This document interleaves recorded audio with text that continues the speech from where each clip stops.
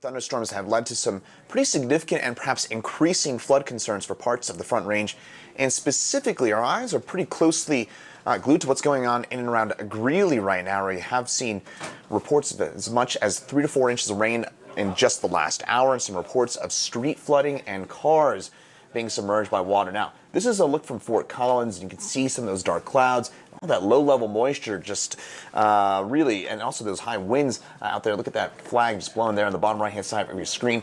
We do have that concern for some of that flash flooding here over the next little while, not only in Fort Collins, but also in other parts of the Denver metro area. And taking a look at Denver right now, temperature right now 62 degrees, but things right now calm for most of the city. Head just south and just to the, also as well as just the north of the city, we're seeing some storms. But Denver kind of in a strange, kind of slightly dry sandwich right now. The airport's getting a little bit of rainfall, certainly some big issues when it comes to rainfall out there, but we're going to see those, unfortunately, likely increase over the next couple of hours. Satellite and radar picture, again, this is a statewide view, and the thing to take away from this one, notice just how slowly these storms are moving. There's just not a whole lot of mid and upper level steering at this point. That is keeping things right now very, very stationary, and that's going to probably continue over the next little while. Closer look in, I mentioned Greeley. That's where we're seeing some of those big flood concerns right over the city. We've just seen the slow-moving storm just sit and spin and dump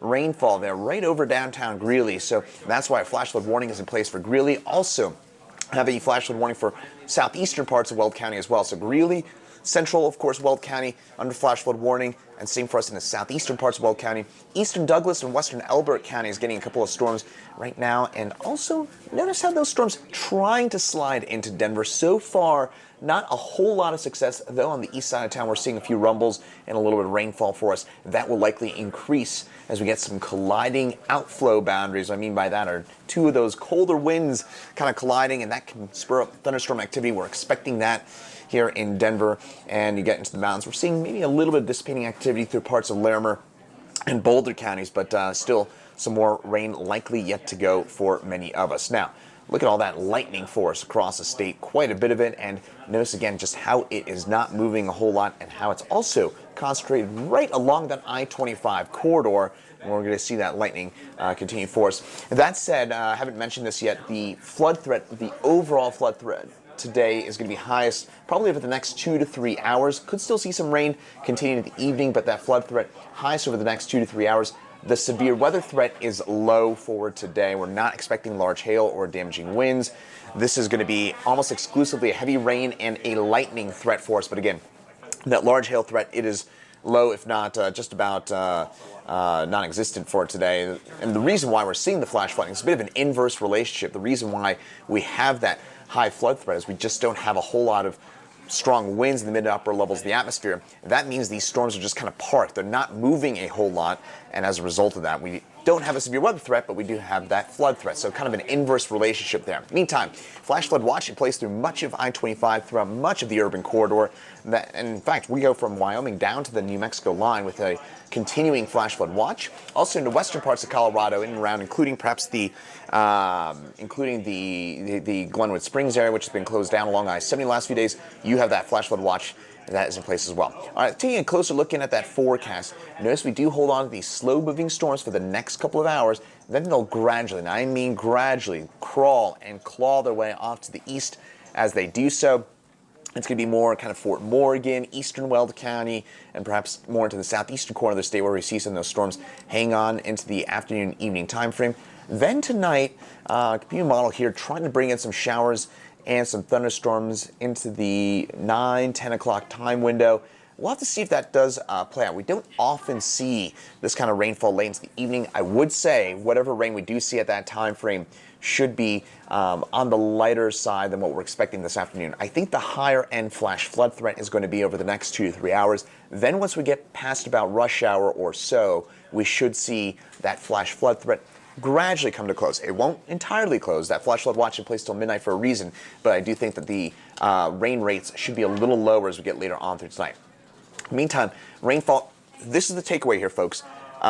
Don't pay attention to the exact numbers. Look at the hit or miss nature of those rainfall totals. Notice how, for example, Bennett and Aurora, less than a quarter inch of rainfall. Downtown, Littleton, 3/4 of an inch of rain or above. What the model is saying here, and what we're really wanting to let you know about, is that this is going to be a very hit or miss rain event. Some of us will get absolutely pounded with extremely heavy rainfall, and you go maybe 10-15 miles away and you won't get anything at all. If you've spent a lot of time in Florida, this is kind of that kind of setup where every afternoon, every evening in Florida feels like you get these sea breeze colliding thunderstorms. Long story short, it's a very hit or miss type of rainfall that you often get in Florida during the summer months. That is kind of that same setup for us in Denver for today. Hit or miss. Not everyone is going to see a storm, but where you do, trust me, you are going to know it. It's going to be a pretty stormy afternoon for many of us. Now, you get into the western part of Colorado, we still have that exceptional and extreme drought. Eastern Colorado, basically non-existent drought at this point. That is where we're getting the rainfalls, areas that don't really need it quite as much. And temperatures right now, we are looking at generally readings on the cooler side, especially up by Greeley, where we're rain-cooled 66. The airport just had an outflow boundary move its way on through. By the way, outflow boundary is just a fancy word for, that cool breeze you get on the front end of the storm. That's what an outflow boundary is, and that is what's leading to those temperatures at the airport, 62 degrees. By the way, DIA, I mentioned this, I think, at the very start of our broadcast here. We've seen some big issues at the airport because not really because of storms on top of the airport itself. We've seen a little rain, a little lightning there, but the storms are basically surrounding the airport, and that is forcing air traffic control to have to navigate flights around the airport itself, and that is, again, leading to some pretty big issues at DIA. If you are flying out later on today, to any friends out there that may be flying out of DIA later today, I would anticipate some pretty big issues at the airport, and those will probably run through later on tonight. So again, another look at that forecast for today. We do have those shower storms that will linger. Then tomorrow we do it all over again, but key thing, take away from this map, notice just how much lower that coverage is going to be as we get into tomorrow. We're going to see a ridge of high pressure start to build in from the west, and that should start to knock back those rain chances a little bit. So if you're hoping for a bit of a breather from this kind of stormy, cool, frankly, pretty gloomy pattern, we're going to see it start to break up a little bit as we get into tomorrow. And then into the weekend, that's when we're really going to start to break up that shower and storm chance as we get finally some drier air working its way on in from the west. So in terms of that overall forecast for tonight, scattered showers and storms for the evening. Temperatures dropping back into the upper 50s. Sunset 8:31 for tonight. But again, you will probably not be able to see it with all those clouds. Tomorrow, a more isolated shower and storm chance. Temperatures dropping, or I should say rising into the mid-80s for highs for most of the metro area. And again, keeping up with that shower and storm chance as we get into tomorrow. And a closer look in at that shower and storm chance for tomorrow. We do have some of those continuing for us. But again, I think we're going to be a substantially lower chance for a shower storm for tomorrow. So that's the overall view in terms of what's going on right now and also for tomorrow. Let's go back quickly here and take one more look at the satellite and radar imagery, because that is, of course, a real big concern for the afternoon and evening. Start things out with that wide view where we do have those storms mainly to the east of I-25, but those storms trying to back the way off to the west. What is fascinating, what's leading to this overall storm threat for today is we just don't have anything steering these storms along. The mid and upper level winds are weak to just about non-existent, and that is why we're seeing these storms basically just parked and unleashing tropical downpours over the same areas again and again, and that threat will continue for the remainder of today. But I've been kind of saying this. I really think the main flood threat is going to be over the course of the next, I would say, really 2 to 3 hours. Once we get through about rush hour, we should start to see that overall flash flood threat temper on down a little bit. It'll continue into the evening, but that flood, the main flash flood threat is the next 2 to 3 hours. And by the way, for those of you that may be getting ready to pack up your bags and head home from work or a commute or maybe run some errands over the next couple of hours, it does look like that threat will include the rush hour time frame. So closer look in here at the Denver area. Notice those bubbles up there up by Weld County. Those are flood reports coming on in from the Greeley area, where we've seen an estimated 3 to 4 inches of rain in just the last hour. It is worth noting that in Greeley, we average about 15 inches of rain a year. So you're getting 3 to 4 inches of rain. You're getting about a quarter of your average annual rainfall in an hour. That is a huge problem for our friends up there in central Weld County. Also holding us in those flash flood warnings in the southeastern parts of Weld County. That goes until 2:30. So still holding on to that threat with all that lightning, just a boatload of lightning parallel to the I-25 corridor. That'll continue for the next little while. We'll see more of that continue for the next little while and we'll see that continue as well here. So that continues on up for us. Meantime, look at Fort Collins. We do have that threatening skies. Look at those winds, pretty gusty for us there in Fort Collins. That's actually the outflow most likely from that from that storm in Greeley and from Weld County, and that's what's leading its way into Larimer County here in the Fort Collins area, and that heavy rain will continue. We're actually going to get a look here at Greeley in just a few minutes. I want to kind of pull up the camera from Greeley and trying to get you a good view from the Greeley area, where again we've seen an estimated 3 to 4 inches of rain in just the last hours. That's why we're trying to get that up for you. In fact, it's my colleague, meteorologist Danielle Grant, trying to work her magic over there and get you that view. But again, that was the Fort Collins view just a second ago with that. And again, just hang with us here as we try and get you that view from Greeley, where we've seen just a ton of rain in a short time window. And we could see that continue as we get over the next couple of hours, that storm just sitting there and leading to the heavy rainfall. And there it is. There is Greeley right now. A ton of rainfall. Notice that little bit of ponding on that sidewalk. Unfortunately, we've gotten some reports of some of that heavy rainfall and some of that flooding. Yeah, Danielle's saying exactly. That's exactly right. Unfortunately, I mean, this is it looks like a toilet bowl out there in Greeley with that view from.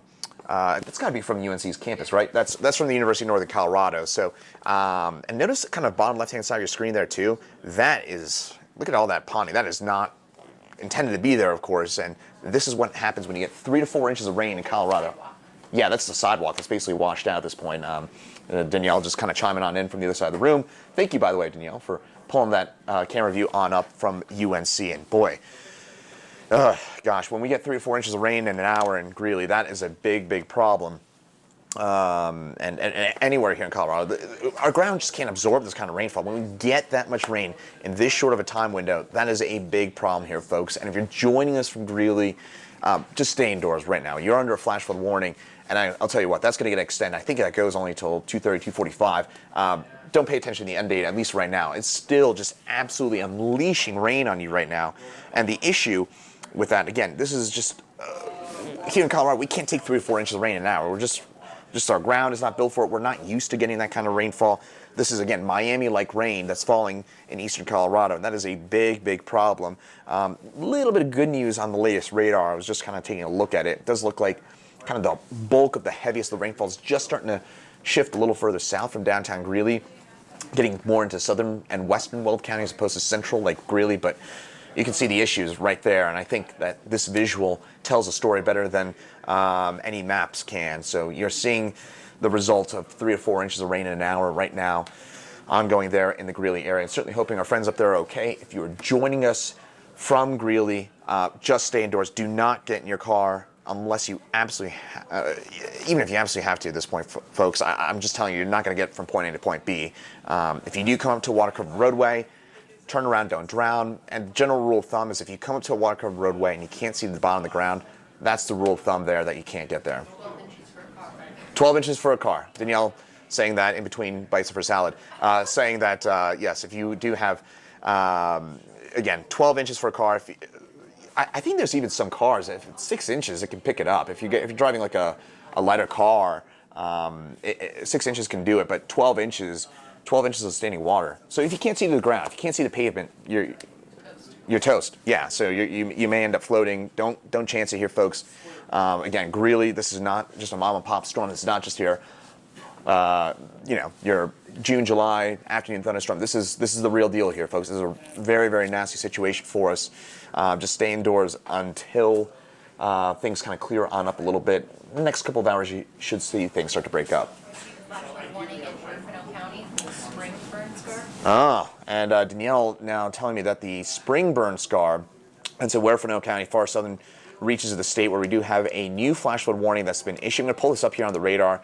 We'll get back to Greeley here in just a second, but that's a little close in. Let's take a broader view here of the radar picture from Huerfano County. That would be, of course, far southern reaches of the state, and we do have a flash flood warning. It's just been issued for the Spring Creek burn scar down there in Southern County. That would be out by Levada Pass in the Wet Mountains, where we do have that flash flood warning.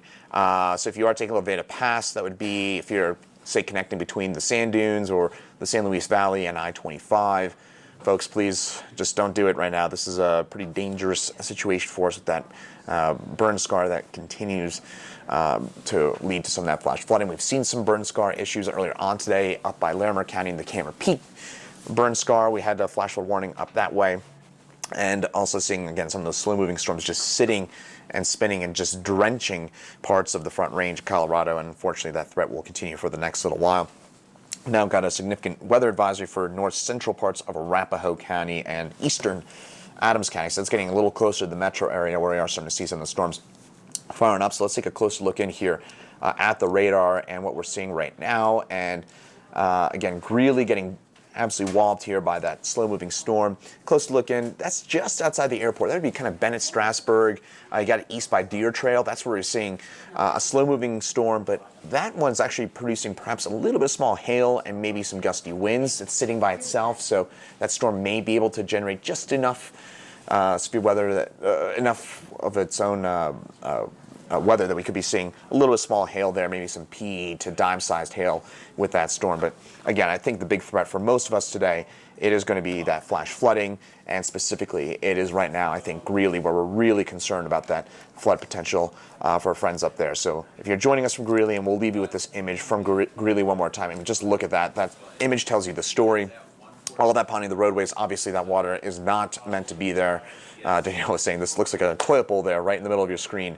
That is, of course, not natural, and this is going to be a big problem. If you're joining us from Greeley, folks, do not go, do not travel. Just don't travel. I mean, it would have to be the emergency of emergencies for you to go, and if you do absolutely have to travel, remember, if you come up to about 12 inches of water, if you can't see the bottom of the road, just don't do it. Turn around, don't drown. Find an alternate route. Plug it into your Google Maps, into your Waze, whatever it is you got to do. Just avoid it. Don't risk it. Don't chance it. This is the kind of situation here, folks, which we just don't see every day. All right, we'll continue to check back in with you with more updates here from the 9 News Weather Center. In the meantime, thanks for listening to me, and thanks to, by the way, Danielle for helping on out as well.